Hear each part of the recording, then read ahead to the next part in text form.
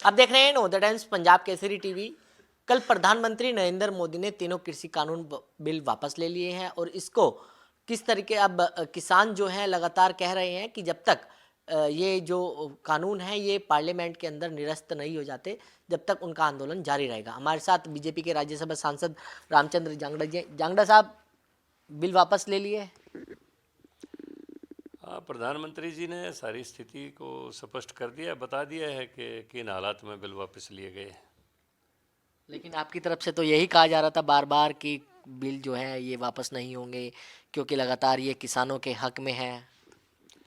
देखो, कल भी प्रधानमंत्री जी ने अपने वक्तव्य में कहा है कि ये दिए के रोशनी की तरह साफ मामला था और हमने ये सारा खास तौर पर छोटे किसान के हित को में रख के ये सारे कृषि कानून बनाए थे। लेकिन उन्होंने भरे मन से कहा है कि हमारी तपस्या में कोई कमी रही होगी कि हम कुछ लोगों को, कुछ किसानों को जैसा था, क्योंकि पूरा उत्तर प्रदेश भी इसमें शामिल नहीं, पूरा हरियाणा भी शामिल नहीं, पूरा पंजाब भी शामिल नहीं, कुछ लोगों को नहीं समझा पाए। और इस कारण उन्होंने कहा कि मैं पूरे राष्ट्र से माफ़ी मांगते हुए हम इनको रिपील करने की घोषणा करते हैं और इसी शीत सत्र में ही इसकी प्रक्रिया को पूरा कर लिया जाएगा। तो ये सारी बातें पूरे देश के सामने स्पष्ट आ चुकी हैं। क्योंकि लगातार सर आपकी तरफ से भी लगातार बयान दिए जा रहे थे कि जो ये कानून है ये किसानों के हित में है। फिर सरकार को एक साल लग गया सर, क्या सरकार पर दबाव था? क्या चुनाव नज़दीक है 5 राज्यों में, ऐसे में ये जो डिसीजन है ये लिया गया है? देखिए, इसमें दबाव की जहाँ तक बात है, अब दुश्मनों से तो लड़ा जा सकता है, परिवारजनों से नहीं लड़ा जाता कभी भी। उनको समझाया जाता है और कोई परिवार में व्यक्ति को इसी बात को समझते हुए भी ना समझ पाए तो फिर कहीं ना कहीं अपना बड़ा दिल दिखाते हुए परिवार में शांति रहे, सौहार्द बना रहे, हम एक परिवार की तरह देश को मानते हैं, तो उसके लिए आदमी को कहीं ना कहीं अपने आप को उल्टा भी हटना पड़ता है और हट जाना चाहिए। देश में वातावरण शांति का बना रहे, प्राथमिकता इसी बात को दी जानी चाहिए। क्योंकि सर इसी बीच जब किसान आंदोलन चल रहा था, इसी बीच 26 जनवरी की घटना हुई, उसके बाद लखीमपुर खीरी की घटना हुई। क्या लगता है कि अब जो किसानों पर केस दर्ज हैं अब वो भी वापस लिए जाएंगे? देखिए, ये सरकार का अपना स्तर के ऊपर निर्णय करेंगे। लखीमपुर की घटना थी, वो भी दुर्भाग्यपूर्ण थी और लाल किले के ऊपर पूरे राष्ट्र को अपमानित किया गया, वो भी दुर्भाग्यपूर्ण था। और शायद प्रधानमंत्री जी ने यही सोच के कि आने वाले समय में कोई ऐसी घटना ना हो जिसके पूरे देश को नीचा देखना पड़े, अगर वो लोग नहीं समझना चाहते तो चलो हम ही अपना कदम वापस ले लेते हैं। वक्त के साथ उनको समझ आ जाएगी कि ये जो जितने भी कृषि कानून थे उनमें संशोधन की गुंजाइश तो हमेशा रहती है, लेकिन किसान के हित के लिए बनाए गए थे। और अगर हम नहीं समझा पाए तो प्रधानमंत्री जी ने कह दिया है कि हमारी तपस्या में कमी रही होगी, आगे आने वाले समय में समझ जाएंगे, खुद लोग डिमांड कर लेंगे, मेरा तो ऐसा मानना है। क्योंकि किसान को बहुत बड़ी स्वतंत्रता दी थी, कृषि उत्पाद और उनके विपणन के लिए पूरे देश को एक मार्केट के रूप में बना दिया था नए कृषि कानून के तहत। अब फिर वही पुरानी व्यवस्था लागू हो जाएगी, अब फिर किसान आड़ती का गुलाम हो जाएगा, फिर किसान उपज को कहीं ले जाएगा तो अलग अलग राज्यों में उसको टैक्स देना पड़ेगा, वो अपना फसल का पूरा भाव नहीं ले सकेगा, इसलिए किसान को पछताना पड़ेगा। इसमें कुछ तथाकथित लोग हैं जो कुर्सी के काटे हुए लोग, जो कुछ किसान लोगों को भ्रमित करके अपना स्वार्थ सिद्धि के लिए इस आंदोलन को हवा देते आ रहे थे। अब प्रधानमंत्री जी ने बड़ा दिल दिखाते हुए यही सोच के कि शांति बनी रहे, सौहार्द आपस में बना रहे, क्योंकि जैसे बीजेपी के दलित पिछड़े वर्ग के नेताओं के ऊपर घटनाएं हुई, उनकी गाड़ियों के शीशे तोड़े गए, इससे समाज में बहुत बड़ा वैमनस्य बढ़ रहा था। तो समाज को एकजुट रखना भी सरकार की प्राथमिकता में होता है, ताकि वातावरण देश में सौहार्दपूर्ण रहे आपस में। तो इसलिए प्रधानमंत्री जी ने पूरे सोच विचार के बाद इनको रिपील करने का निर्णय लिया है। क्या सर ये भी माना जाए कि उपचुनाव हुए, कि उपचुनाव में जिस तरीके से बीजेपी हिमाचल में चारों सीटें हार गई, वहीं जो एलनाबाद में चुनाव हुए वो भी सीट हार गई, क्या ये भी एक वजह मानी जाए? नहीं, कृषि कानून आने के बाद बीजेपी ने चुनाव जीते भी बहुत हैं। चुनाव में हार जीत लगी रहती है, चुनाव को टारगेट करके कोई निर्णय नहीं लिया जाता है। और हमारे प्रधानमंत्री चुनाव के मद्देनज़र कोई निर्णय लेते भी नहीं हैं कभी भी।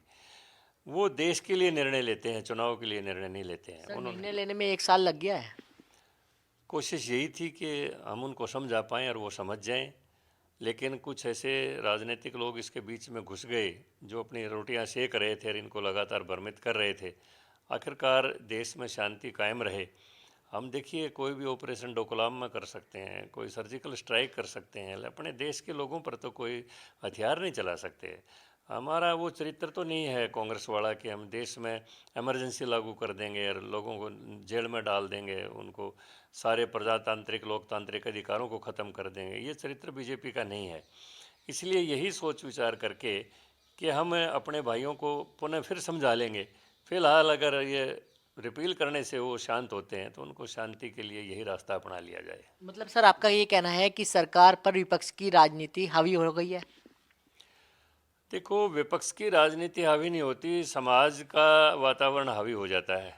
समाज के बिगड़ते हुए वातावरण को देख के सरकार को ऐसे निर्णय लेने पड़ जाते हैं कि हमारे समाज में शांति रहे, देश में शांति रहे। और कहीं अगर दुश्मन किसी चाल से, कोई विपक्षी समझो, मैं दुश्मन की नहीं कहता, कोई विपक्षी अपनी चाल से ऐसा देश में वातावरण पैदा करना चाहता हो और कुछ लोग भ्रमित हों, तो उसमें कदम पीछे उठाना अगर देश के हित में हो तो वो कर लेना चाहिए, और वही प्रधानमंत्री जी ने किया है। सर अब किसानों की तरफ से एमएसपी पर भी मांग जो है वो तेज होने लगी है।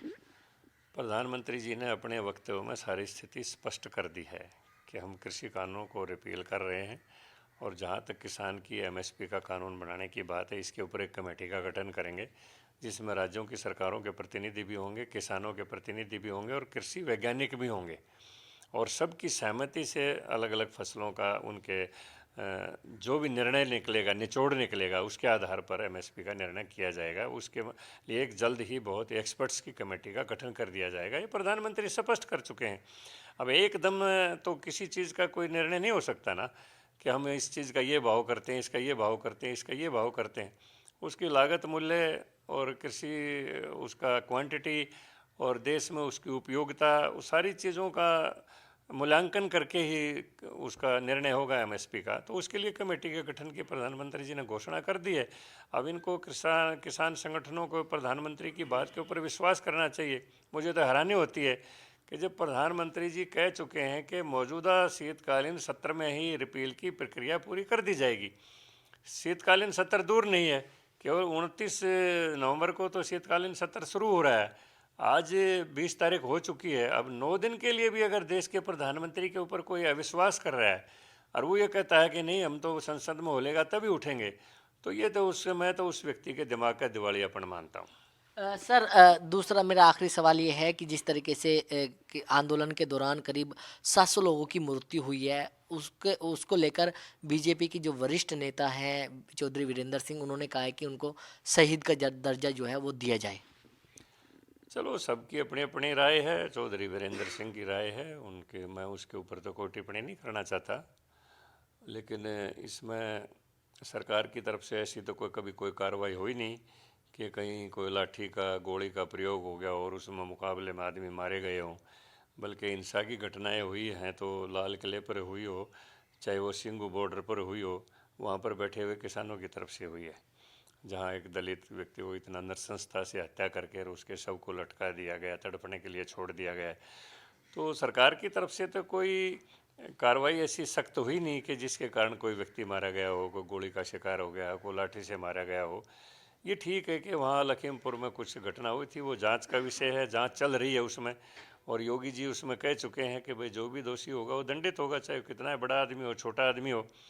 तो कुछ लोग बीमारी से भी मर गए हैं, कुछ हार्ट अटैक से भी मर गए हैं, लेकिन वो सरकार का निर्णय है, सरकार करेगी उनके बारे में। अब किसान, एक बार तो किसानों को उठ जाना चाहिए और पूरा जो वातावरण को ठीक कर लें, और पूरे जो आज तक जितने फैक्ट्रियों वाले, दुकान वाले बेचारे 2 साल से घाटा उठा रहे हैं, वो एक ट्रैफिक पूरी चालू हो जाए और फिर शांति से बैठ के सारी बातें तय हो जाएंगी।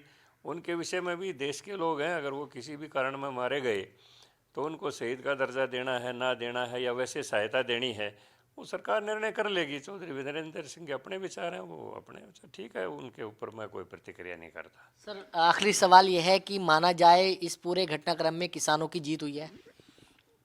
देखिए, ये विषय जैसा प्रधानमंत्री जी ने कहा कि हार और जीत का विषय नहीं है। हम अपने ही देश से कहाँ लड़ रहे हैं कि हम उससे हार गए और वो जीत गया, और हम हार गए, वो हार गया और हम जीत गए। ये विषय आपस की हार और जीत का नहीं है, ये विषय है भाईचारे के वातावरण का। और हमने उस भाईचारे के वातावरण को पैदा करने के लिए ये भरे मन से रिपील का निर्णय लिया है। उन्होंने कहा है कि हालांकि ये दिए की रोशनी की तरह स्पष्ट था कि किसान के हित में हमने कदम उठाए, लेकिन चलो ठीक है, हमारी तपस्या में कोई कमी रही होगी, हम समझा नहीं पाए, लेकिन हम इसको रिपील करते हैं और इसी संविधान प्रक्रिया को इसी सत्र में पूरा कर दिया जाएगा। तो इसमें हार जीत का विषय नहीं है। ये तो परिवार में एक बच्चा भी अगर कोई जिद कर लेता है तो माँ बाप हारता नहीं है, उसकी जिद को स्वीकार करते हुए अपने कदम उठा वापस ले लेता है। तो इसमें कोई हार जीत का विषय नहीं है। तो बिल्कुल ये थे बीजेपी के राज्यसभा सांसद रामचंद्र जांगड़ा, जिन्होंने नवोदय टाइम्स पंजाब केसरी से खास बातचीत की। दिल्ली से कमल कुमार कंसल, नवोदय टाइम्स पंजाब केसरी टीवी। हमसे जुड़े रहने के लिए हमारे YouTube चैनल को सब्सक्राइब करें और नई वीडियो की नोटिफिकेशन के लिए बेल आइकॉन को दबाएं। अगर आप ये वीडियो Facebook पर देख रहे हैं तो लाइक जरूर करें और ज्यादा से ज्यादा शेयर करें। धन्यवाद।